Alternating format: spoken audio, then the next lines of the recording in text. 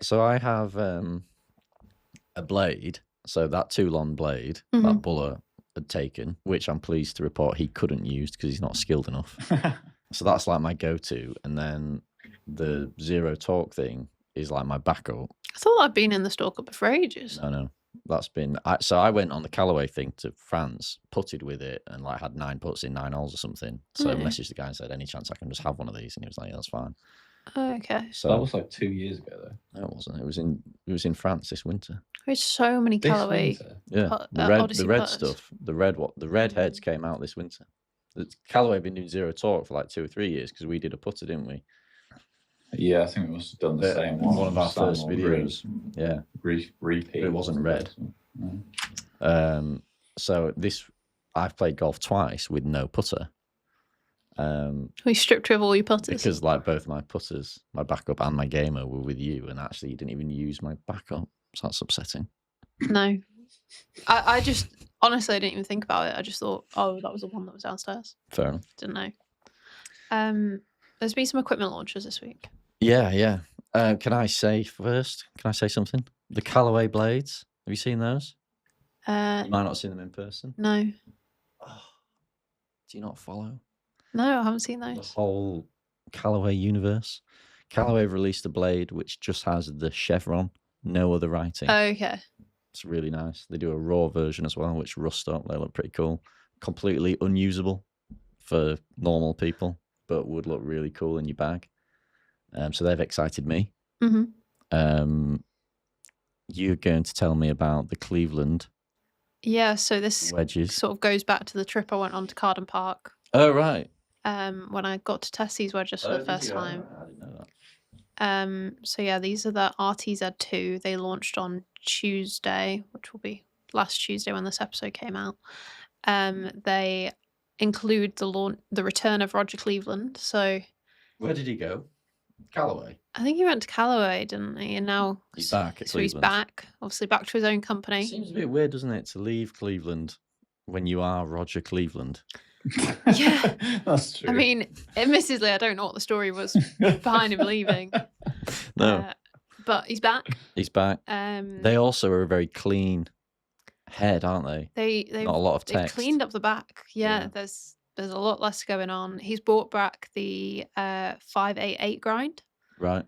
That's OG. Yeah, which was sort of the legendary one. There's 5 different grind options. You can get it in the chrome and the blacked out finish. If people use Cleveland wedges, they seem to be like locked in to the cult of Cleveland wedges. Like it's people are either like Vokey people or Cleveland people, I think. I know quite a few like diehard Clevelanders that will never use a Vokey. I did go through probably 3 sets of wedges back to back that were Cleveland at one point. Yeah. One set actually happened. The first set actually happened by accident, as in I'd come back off holiday. I'd come back off playing a junior tournament and landed back from California, and my clubs didn't make it with me. Oh no! And I had a scratch match the next day, so my dad went in the pro shop and bought me a set of Clevelands. Class.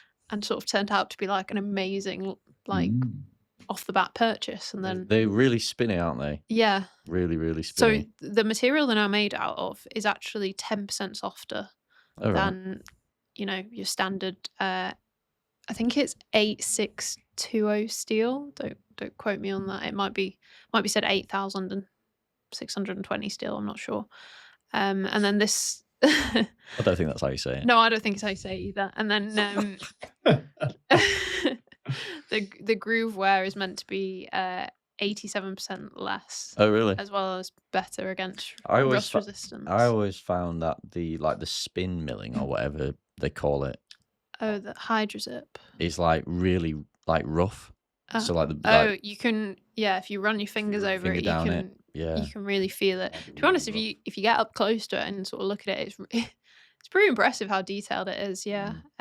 So no, they've come out. Tom Irwin used to be a diehard Clevelander. Did he? He would be very upset if you ever sort of gave him a Vokey to use. Didn't like the shape particularly, but still doesn't it? Doesn't. We did best wedges.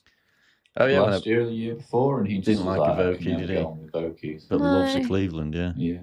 Yeah, I really like the shaping of the Cleveland. They have, I don't know the ins and outs, but they've definitely modified the shaping slightly, some of the offset and that. And they're really nice. I've Pretty good. used them a little bit over the last few weeks. Have And you got a set? I do have a set. Yeah, I think I've got four of them. You kidding? Yeah. So You get to use them? yeah. I mean, Nah.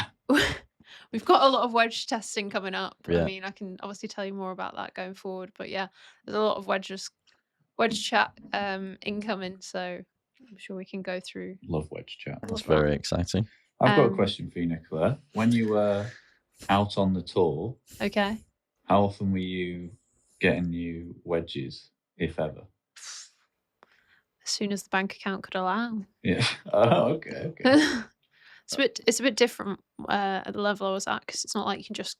Nicola isn't like McElroy, where Yeah, it's no. like I think that's changing like- wedge. Yeah, no, sorry, I That's didn't why I get. think it's lob wedge interesting, because every it's like tournament. she's not got, unlimited budget to just like get new wedges constantly. No, I would get a new 58 degree a lot more than I would get a new 54 degree, Okay. because I'd use my 58 a lot more, and you could see that it was well ground down at times. Bunsies, like knacky Yeah. wedges, don't they? I mean, ideally, you'd also have like different bouncers.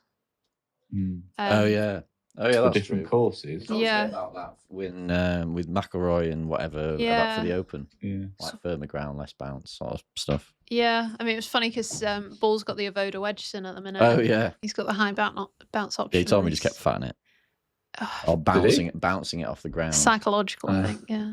Well, yeah, exactly. I You don't should- like you it shouldn't when be. there's too much bounce, to be fair. You're not good enough to be worried about that. I know. Just hit the ball first. Is my advice. Just get the ball first. Callaway also You're not good enough to be worrying about that. Callaway. Shouldn't get a fitting until you're off at least +2. Exactly. Callaway also launched something quite interesting this week. Yeah. The mini spinner.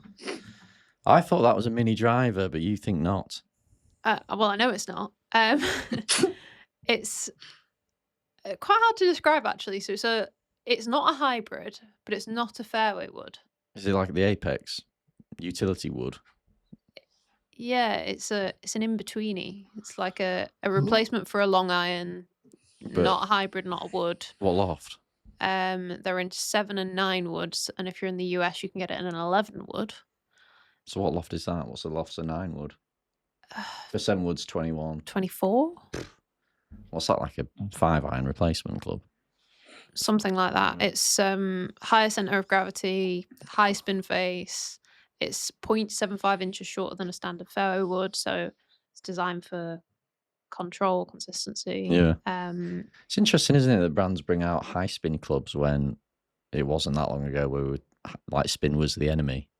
Yeah, they're just saying, like, if you've got a longer approach shot into the green, this is sort of your. Yeah, it makes way more sense to have a high. Like one of the problems with people in long irons is like they don't ball speed isn't high enough and they don't spin enough. So even if you did hit a good one, it's going to land and run 30 yards. So you may as well have not used it anyway. And I also think if you're coming in from distance and you're out of the rough, like a lot of the time a long iron, maybe not hybrids, but definitely long irons aren't your friend whatsoever. So this has got a taller face design, which is sort of designed for the out of the rough shots.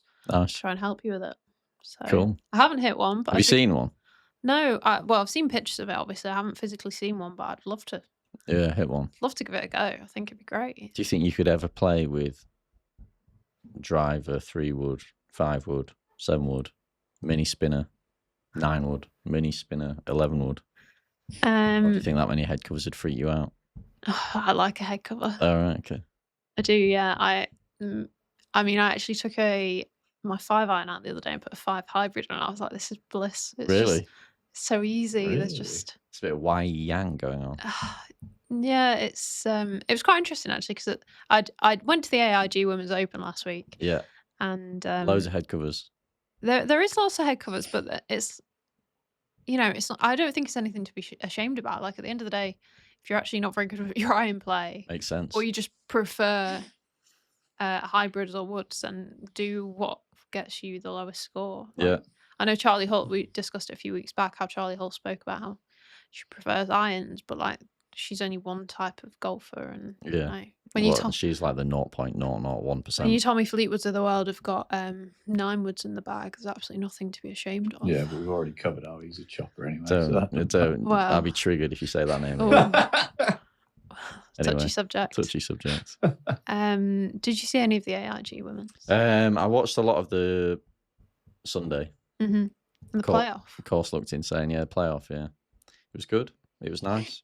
You sort of always want Charlie Hull to win, don't you? She's a bit of a non-prolific winner as well, but like she's always there.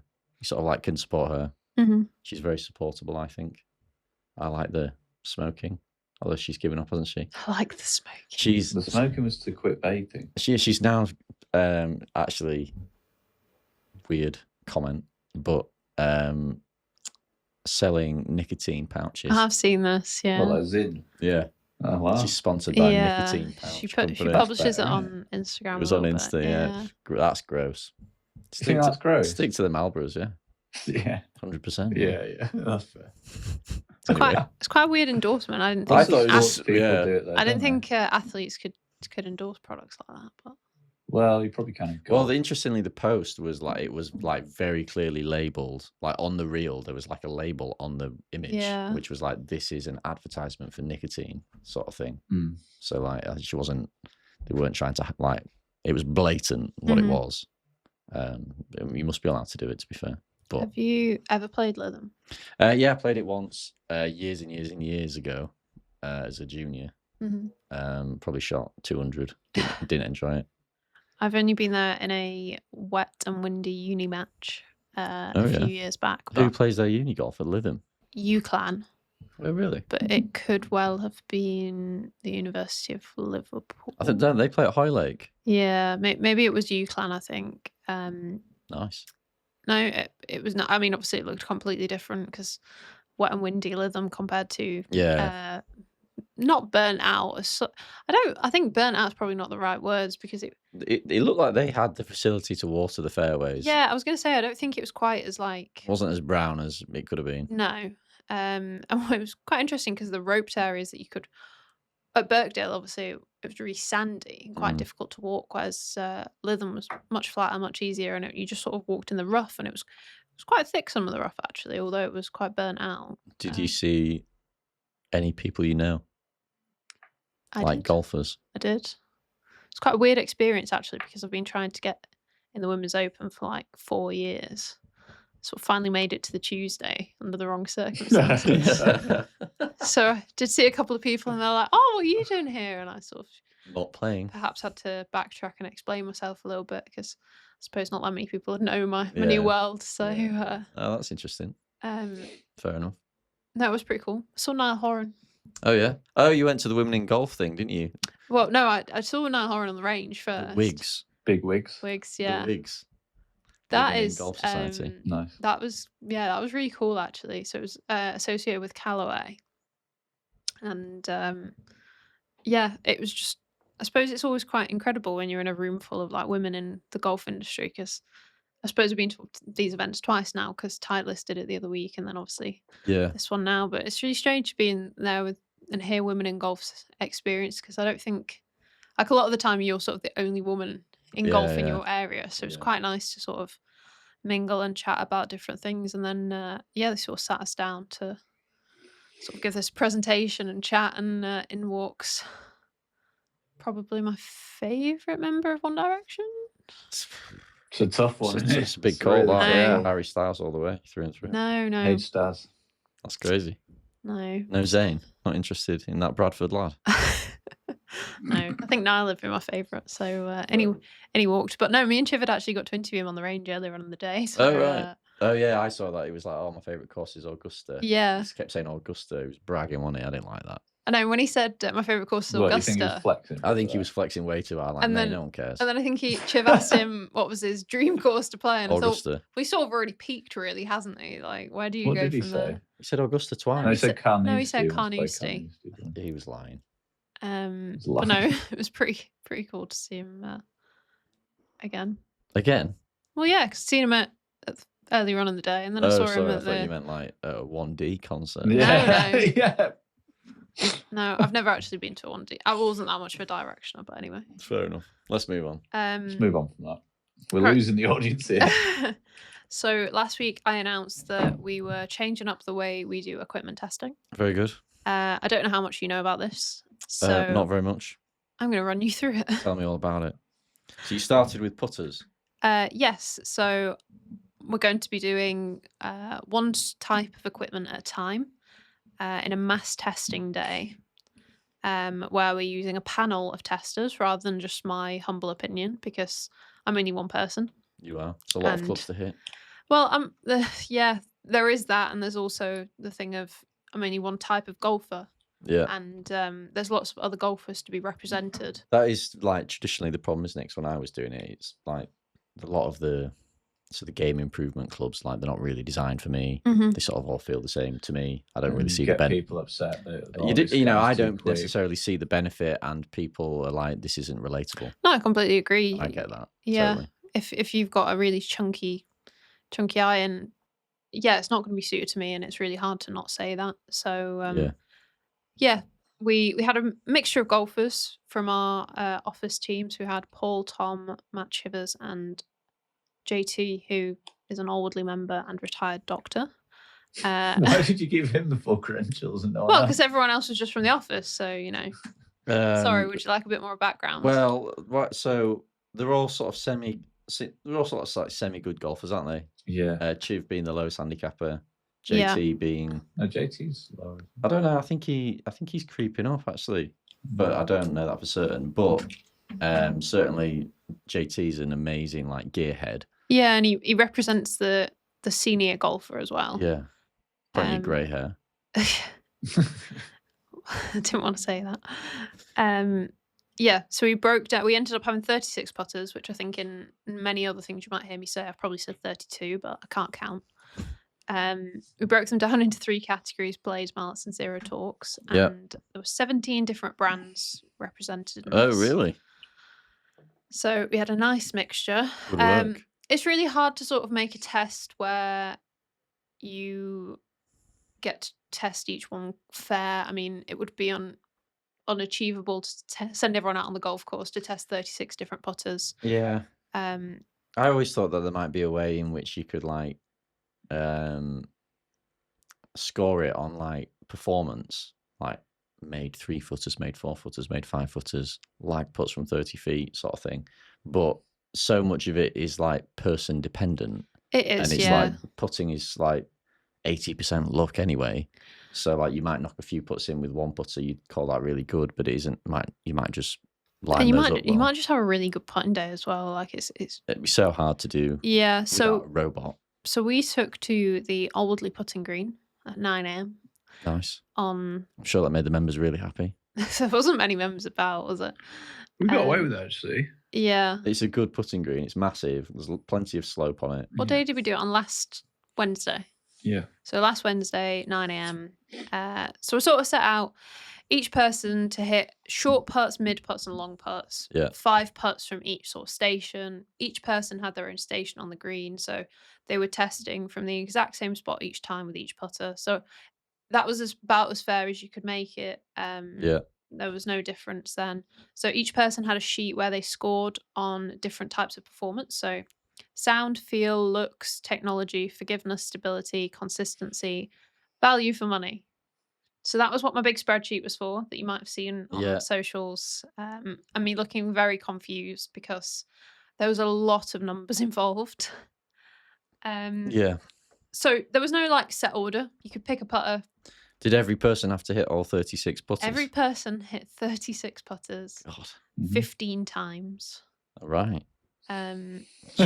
Jack's seen the enormity. Yeah. Wow. Fair. It was quite a task. Like I said, they could have picked up whichever one they wanted, do all the mallets first, do all the blades first, right? Mix it up. Yeah. There was no set criteria on that.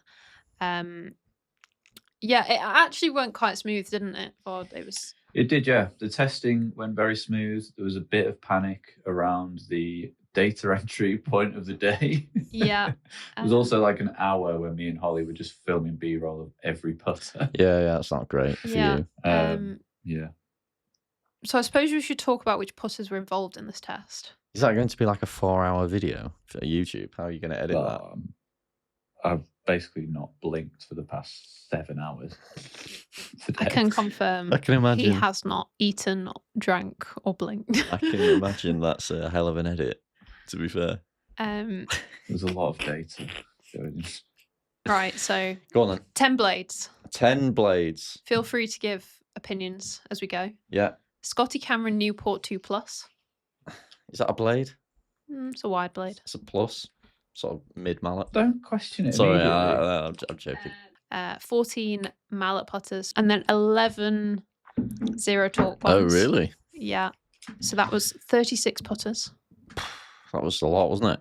It was a lot, but each putter deserves its own bit of credit because They are all very interesting feats of engineering, aren't they? yeah. So what were the categories you were ranking on? Looks. Right. Should we go with best looks? Best looks. Best look. So I've got blade. So I did break it down into blade, mallet, and zero torque, Yeah, and then an overall. Oh God. So we depends what you're interested in. But what should we? Why don't you just announce them and I'll give my reaction? No, why don't you try and guess what you think the best? There's too many, isn't there? There is quite a lot. Yeah. 36 putters. I like the best looking blade. I think would be mine. The whatever it is, The Toulon. Toulon, yeah. So that was tied with the Scotty Cameron Newport 2 Plus. Okay, so joint winner for that. They were the joint winner, and then obviously the mallets. Let's go through that. So the Toulon Alcatraz, that was the best looking mallet, and zero torque was won by the Ping Scottsdale. Your catch thing, and really? The Scotty Cameron Phantom 5. Yeah, I could see that. Yeah. No, really, not the Spider. The Spider ZT. Pretty good. Best looking? Yeah, best looking, really. Is it all black still? Tom's got an all black one. No, it's a blue one. Yeah. It's like blue on the top. Yeah. You know, it's like blue when you're looking down at it. Okay. Surprised? Well, that's why a panel of people is quite a good True, option. yeah, Each person has a different opinion. We all have our own opinions. Sound was interestingly tied by 2 blades, which were the 2 Mizuno blades, the Kyoto and the Osaka. Okay. Which I think is very valid, actually. Mallets was Those M crafts are really cool, aren't they? Like they are great putters. I mean, they didn't. Really nice. They didn't win the looks, but I tell you what, they are. Could have done, yeah. They're really good. They are really good looking. Yeah. And they sounded amazing. So yeah, can't argue with that. Best sounding mallets was the Toulon Alcatraz, the M Craft Nagoya, and the Scotty Cameron Fastback 2. Yeah. And the Lab won the best sound for the zero torque. Oh, we done. Okay. Most adjustable. So adjustability was maybe a bit of a bone of contention amongst the panel. There's not really many adjustable putters. It was really to do with like how custom it was, like what were the options? Okay. Can you change the weights in the head? How much can it be adapted? Fair enough. That's interesting. M-Craft must have won that, did they?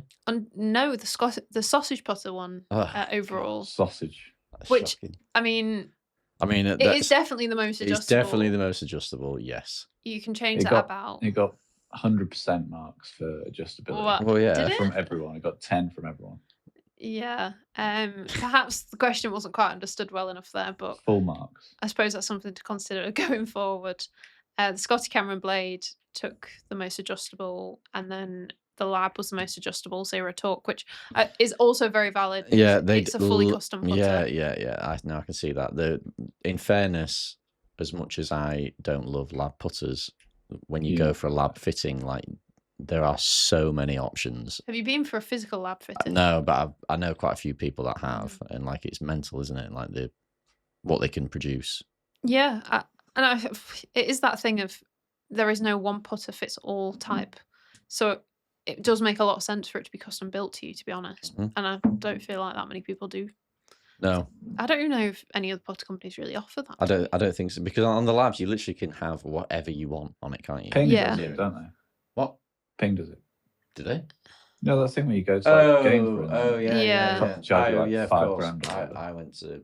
I filmed that. You filmed that. I filmed that for Hannah. And then you can like get. It's a great shout. 3D print It's a fair point. It is, yeah. Good. Like Mind Palace there. Mind Palace used. Best value. Best value. Value. You pretty much hit the nail on the head before with best value. RAM. Yeah, so the mallet took the overall win, but it did take the blade. Obviously, won the blade category. The mallet won the mallet Because they category. are like 60 quid, aren't they, or 80 quid or something? $79.99. Yeah, unreal. I think if you didn't look at it, and this is not to downplay RAM by any means, but like if you didn't see what brand it was, I think you just automatically assume it's really good. Yeah, because they look really smart. They're in an all like a sleeked black look. yeah, it's true. And I think maybe people just associate brand with, oh well, that's not as good, but that's just a really wrong way of looking at it. Didn't Tom Watson win a load of majors with RAM clubs back in the day? It was a lot more Jamie pulled that up. Yeah, Jamie, pull that up. It was a lot more popular brand. Yeah. Previously, I know someone who won club championships with RAM Woods back in the 2000s. I think that's one thing I sort of learned from this job is that rather than looking at a price and looking at a brand, if you test the quality of the club first, there is quite a lot of surprises, and I think a lot of club golfers probably don't appreciate that. There is definitely an argument to sort of say, well, a lot of fittings could be done blind, where you don't know what you're hitting, you just hit and see what produces the best results, what suits your eye, what feels the best, and then it all is revealed at the end. I think sometimes, certainly from the people I talk to, is people go to like these independent fitters, but they go, well, I want Strix and irons. Yeah, I almost like, well, you know, have your, you know, there's some really, really, really good clubs out there, and you don't pigeonhole yourself. I almost wanted to just like block off what brands they were. Yeah, like you almost have I made that up? I'm not seeing anything pointing to that being true. All right. And could be wrong then. Yeah, Zero Talk was won by the Wilson. That's good. I tested that, I think.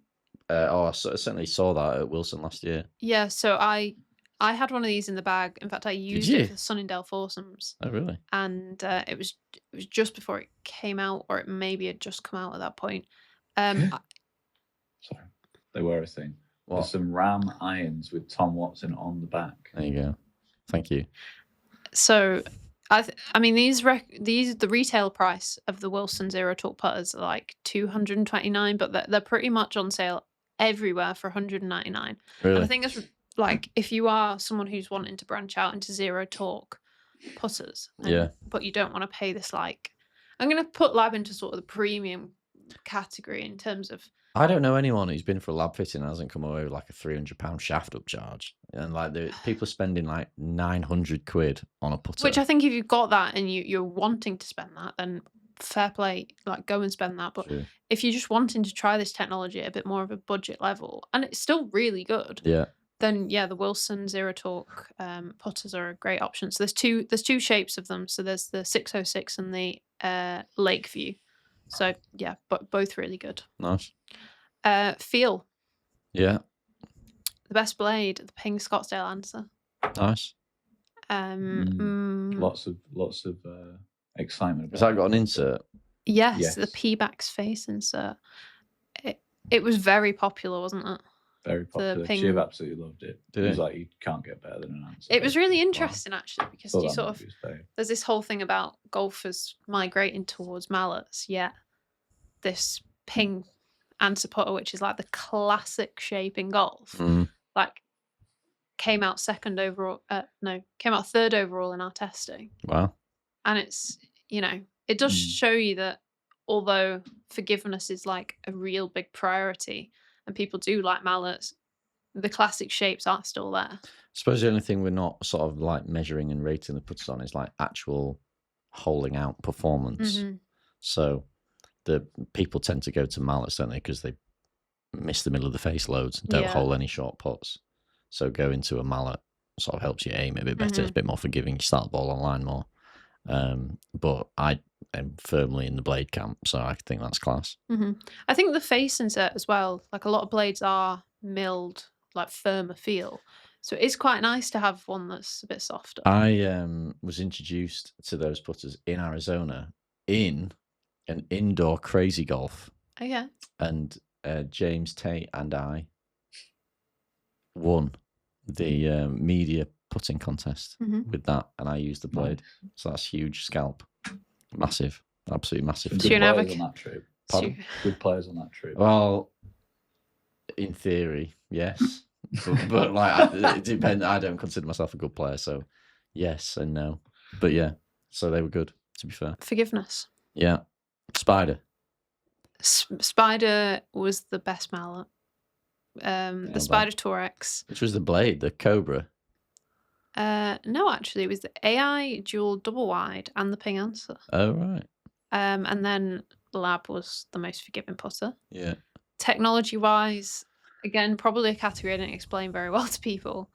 Mainly because if you didn't have a background and know too much about the tech behind them, I suppose this would have been a little bit difficult. But it was also to do with sort of alignment aids as well, and how it sort of how the technology on top of it would help you with your putting, really. So the overall winner for this was the Lab, and it was also tied with the Cobra 3D Tour Agria putter, which is the mallet one. Yeah. This has like a massive alignment aid on the top, which sort of really bold, and I personally really liked it. Yeah. I think it made it really easy to line up. And obviously these are 3D printed putters as well, which is like... Yeah, it's high tech in itself. It's very high tech, yeah. I actually got the chance to speak with the Cobra's head of R&D last week. So that'll be an episode coming out soon. But talking about the 3D printed stuff was just quite fascinating, really, and how it's really helped them with how they develop golf clubs. Nice. So yeah, they but in terms of blade as well, we also had the AI dual double wide and the Cobra blade, the Grand Sport 35, and then Lab, like I said. And the Zero Talk, and then consistency. So you mentioned about the Seymour earlier. Yeah. So that was the most consistent, the SKX. Right. I think they're quite funky looking, aren't they? I think Seymours are like training aids. Like they're the only club you can buy that has like an inbuilt technique system. Yeah, it's like a block. And I just sort of think if you're a really bad putter and you're looking for something like completely fresh, you need like a brain reset, like a lobotomy. Getting a Seymour and then using like the red dot system thing to put, I think is great. I was going to say, can you explain what that is? I used to have one for a while. Rifle scope technology. You want me to explain that? Yeah. God. So there's basically a on the heel of the putter on the top line there's a red dot, and when you set up to the ball, what you're supposed to do is cover the red dot with the shaft so you can't see it, and then ideally you would then make a stroke where the red dot is hidden behind the shaft the whole way, which basically stops you opening and shutting the face, and it stops you like flicking your wrists. So I really like that as an idea for people who aren't very good at putting, and I genuinely think it's like cheating. Like I think it's a training aid, and I can't believe that people are actually allowed to use them in tournaments, because it's like skate yourself set, line your ball up, line the putter to the thing, hide the dot, and then just make sure where you hide the dot. And I think like it's unreal, like how much better people start the ball online and how much better strokes people make. Oh, I think that was probably it when like consistency rating was up with these, and I think that was probably definitely down to that. And it's like intriguing, isn't it? I think like you sort of, when you pick it up, you go, oh, look at that, and then you make some strokes, and you know, it's just interesting. Yeah, I mean, it's not the most pleasing to look at. No, they're not like beautiful heads. No, in any sort of stretch of the imagination. But if you can get over that and like sort of commit yourself to the technique of using it, I think that's it's a no-brainer. The mallet that was most consistent was the AI Dual Jailbird Mini Half Ball. Now, I tested this a couple of months back, and it's really nice if you had the chance to. What colour is it? It's the black and white one, stripy. Oh, it's got yeah, the half ball, yeah. Yeah, it's actually a really popular shape on tour, I believe. Yeah. It was super easy to line up, and like the Odyssey putters are. The tech in the heads is really good. There was that clip, wasn't there, when John Rahm did that thing in the Ryder Cup, had a really good like lag putt to win his match, and he was like, yeah, I miss it that by miles, but the putter tech sort of helped him get the ball to the hole, even though he hit it poorly. Yeah, the half ball design, I think, really helps to sort of center the ball at address. Yeah. And yeah, I just think it's great visual, and the black and white, I think, was also really interesting. Looks good, yeah. You're a big fan of the visuals, aren't you? Alignment's a big thing for putter choice with you. Yeah, I really like. Some people would have blank completely blank. No, I do get that. Yeah, for me, I think alignment is like massive. But I've always sort of relied on that. Whereas I know some people. I think quite like it. I think what's interesting with Nicola is it comes from a place of like high performance. Yeah. So like having a really strong alignment aid will help you putt better. Whereas my perspective is nothing to do with that. It's like just whatever looks the best and feels the best. Cool. So yeah, so like I would while. never sort of gravitate towards something like that because it's like, oh, there's too much going on. It freaks me out. Yeah. And I sort of couldn't see myself using it. But I am definitely sacrificing performance by doing that. I feel a bit lost if I get like a putter that doesn't really have much on the top because I'm like, it's that guide. It's that it's almost like you said, it's like cheating, isn't it? It's like someone set you a line to the hole. Exactly. Why would I not use that? Yeah, totally. When we went and did that ping thing with Hannah, she tested best with a putter with no line, and she had like this full sort of meltdown about, oh my god, I can't. How do I know where I'm aiming? Where you sort of just have to trust that that's a thing. But it's interesting that was better. Well, some people's eyes, everyone's got sort of very different eyes. It's putting's really complicated. Like the more deep you go into putting, the more sort of complicated it gets. So you I just go right, no line, just feel and just wave it around. Yeah, I mean, there's no right or wrong way. No, and that's the other interesting thing with putting is like it's a flat face. All you're trying to do is roll the ball to the hole. So like there's a million different ways you could do it, which all, if you do it consistently, sort of would work. But like you say, like having a really strong alignment, that's why so many people use the spider, isn't it? Because of the alignment aid on a spider is so good. Well, they now do it with a single line, but the sort of wider line. I mean, I've currently got a spider in my bag, and I think it's really easy. Torex. Yeah, I think it's really easy to line up. I actually had a putter fitting at TaylorMade the other week, and I was pretty much spot on. The current setup I had was pretty much spot on too. Yeah, I was going to change the neck bend just to help with centering some of the strikes a little bit better. But yeah, it was pretty bang on, and alignment wasn't too far off. Nice.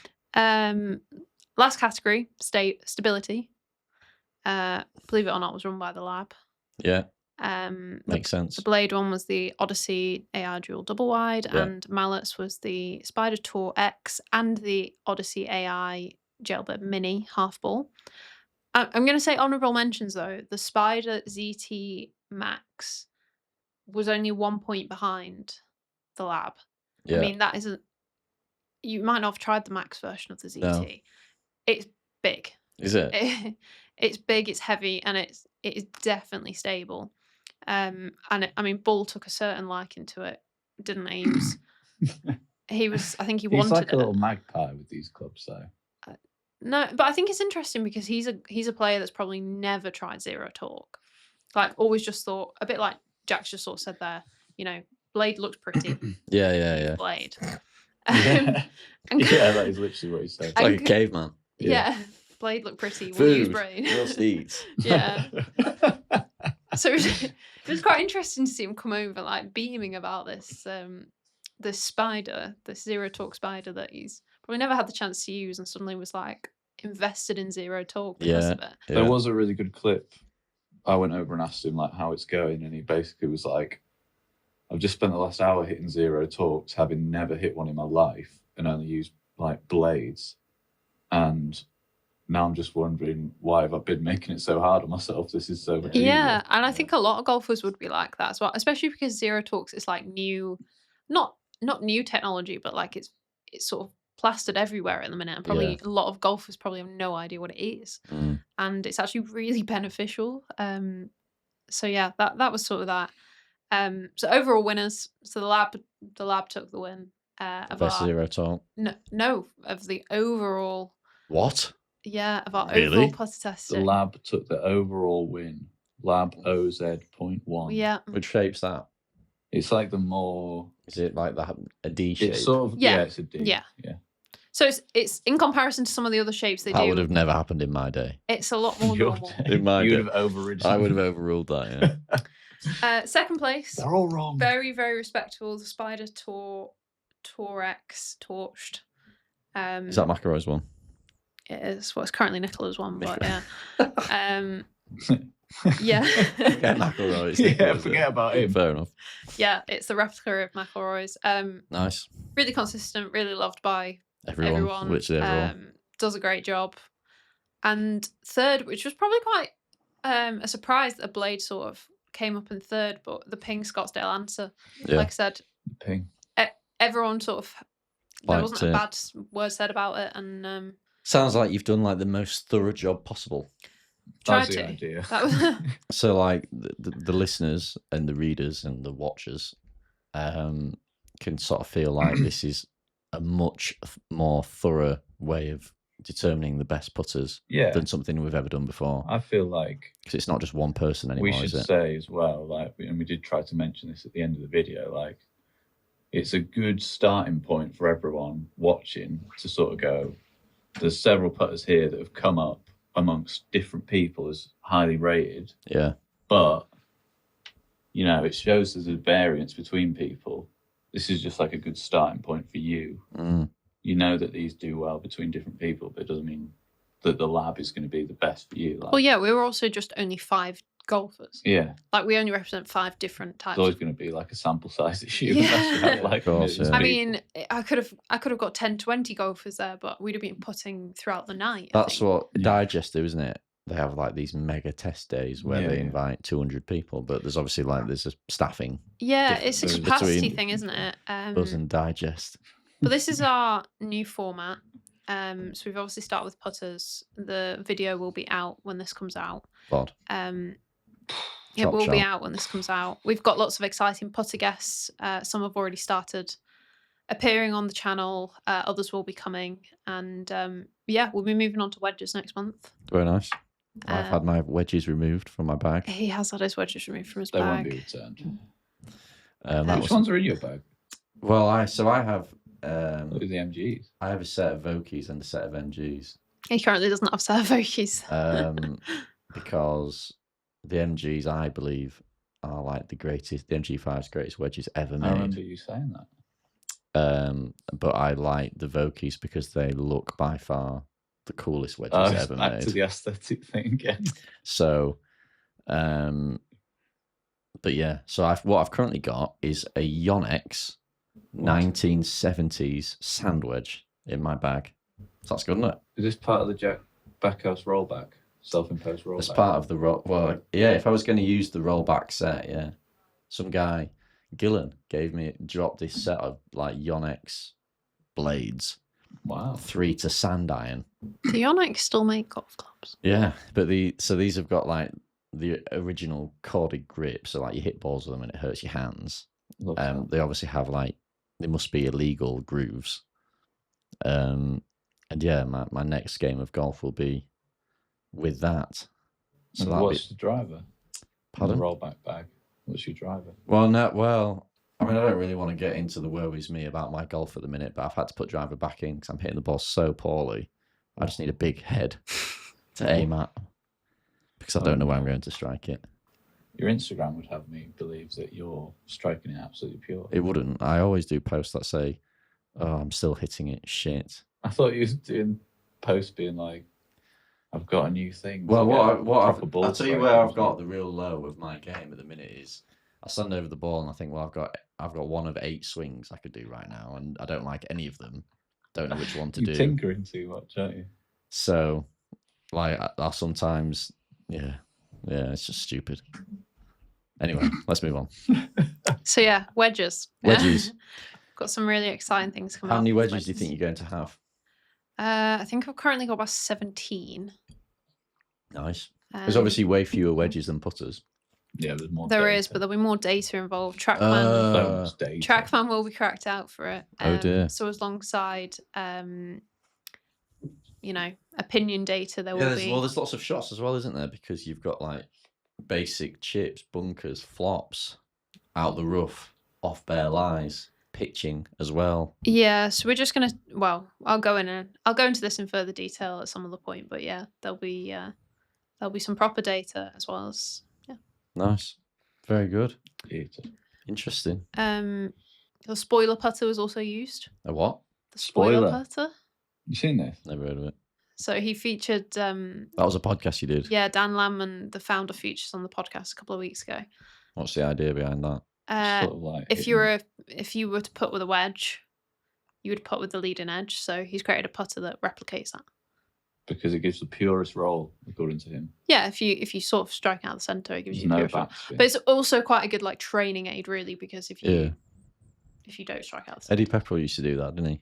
Well, wedge play. He said that some of the best putting rounds he ever had were after putting with a wedge. Because you're just focusing on strike and face and sort of takes your brain out of it a little bit. It's quite interesting because I think there was a few players, like I think Bull wasn't a massive fan of it, but then Paul loved it. Right. So yeah, that was pretty funny actually. Yeah. Paul was like, "This is awful," and then I went over to Paul and he was like, yeah, "Oh, I love this it." Yeah, thing." but I think that's the funny thing about it, and like the even roll, the even roll 0 Z1, like this. It was massive, red. It's got a hole in it. You can sort of pick your ball up with it. It's like a spaceship. It is like a spaceship, but like it's incredibly stable. It feels quite nice. Yeah. And like it was sort of a bit of a Marmite. You either loved it or hated it. I thought it was pretty good, to be honest. Like I was quite happy to. I think a lot of people said they really disliked the look, but then said actually it performed really well. Which was, yeah, there was. These all make good putters. Yeah. They do. I don't know if there's any other ones we haven't really spoke about. Honourable mentions. So you hit 15 putts with 36 putters. How many putts is that, Jamie? It was like 500 odd. Right. Nah. Jamie. That's very easy to work out. Someone there has worked that out in a second. I've not done that. 540. And there was 5 of us. I was there. So that was 2,700 putts. Wow. Were hit that day. Yeah, but it was really interesting. Died. How often do you ever get to like hit? Oh, well, I tell you, All what would be really, I think, the right thing for amateurs, if they're looking for buying advice, is go somewhere where you can have near enough that same experience. That's what we sort of concluded on the day, yeah. Where, like, I mean, it sort of never exists unless you go to like a giant American Golf or Scottsdale or whatever, where they just happen to have 400 putters. Golf goes for cash, maybe? Yeah. Where, like, because you just don't know what you're going to like, and it's so individual, isn't it? Yeah, I sort of said that if I walked into a pro shop, I'd gravitate towards the sort of mid mallets. But it's really interesting because it's like I actually really liked that ping answer blade. Oh, really? So then I'm like, well, you know, I probably wouldn't have even thought about trying that before, and then all of a sudden you sort of test it, and you're like, oh, I could use this. And yeah. No, it's interesting. I don't think it'd take the spider out of my bag. Don't get me wrong, because like I said, alignments nailed. Definitely not as bold, but yeah, it was really interesting. Like I said, Bull sort of going from the blade to wanting to try zero torque and use zero torque, and yeah, lots of good reasons to go and test lots of different putters at once. Yeah, no, definitely. You should. One of the, I think people certainly, you know, with putting or putters is people get into their head, oh, I'm just going to go buy a Scotty. I think I'm ready to get a Scotty now. And like, it's like no other clubs are like that, where people think they start, right, I'm ready to graduate into a Scotty Cameron. That is often like just the worst buying decision. Although Scotty Cameron putters are amazing and like they're really cool and they're really such high quality pieces of equipment. Like, trying, you know, doing a blind test, you might end up in the Wilson zero torque. Yeah, you know, I mean, which you would never go and buy sort of just off the top of your head. But actually, you know, you with a putter or clubs in your bag, you are buying performance. The putters we had range from $79.99 to $599. Really? Which is like a massive difference. And I think had I not told, well, I didn't tell them the prices until we finished actually. Oh, cool. I sort of sat everyone down and listed off putter by putter, price by price, and it was really interesting because you saw some, or oh yeah, that's actually that doable, was worth it, and there's a big difference. I mean, if you've got the money to spend nearly 600 quid on a putter and you want to, then fair play. They were just the standard prices, by the way, not custom prices. So there's probably no end to how expensive custom can be. Yeah, 900 quid on a lab pretty easily. On the ones we had, that was the price range. So yeah, fair enough. Right. Sounds like a hell of a day. And we'll do it all again in a couple of weeks for wedges. Yeah, that'll be interesting to see what comes out of that. To be fair, I'm Because really there's some looking forward to there's some them. sleeper brands like the I don't think the Callaway wedges get enough shout out as much as they should. And it'll be interesting to see how the new Clevelands compare to the Vokeys, because that's a big hitter as well, isn't it? Yeah, and there'll be another brand release next week as well. Really? Big brand. Right. So that'll be exciting. Very exciting. Right. Very good. Thanks for watching. Yeah, well, thanks for listening. Hopefully that was interesting. If you're in the market for new putters, or you're just interested in how we test clubs nowadays. Yeah, that was our testing methodology. And if you want the full insight, don't forget to check out go watch it on YouTube. The full YouTube video. But thanks a lot for listening. Please download and share and review this pod, as we are trying to establish ourselves in the podcast world. But yeah, we'll see you in the next one. See you next time. Cheers. Cheers.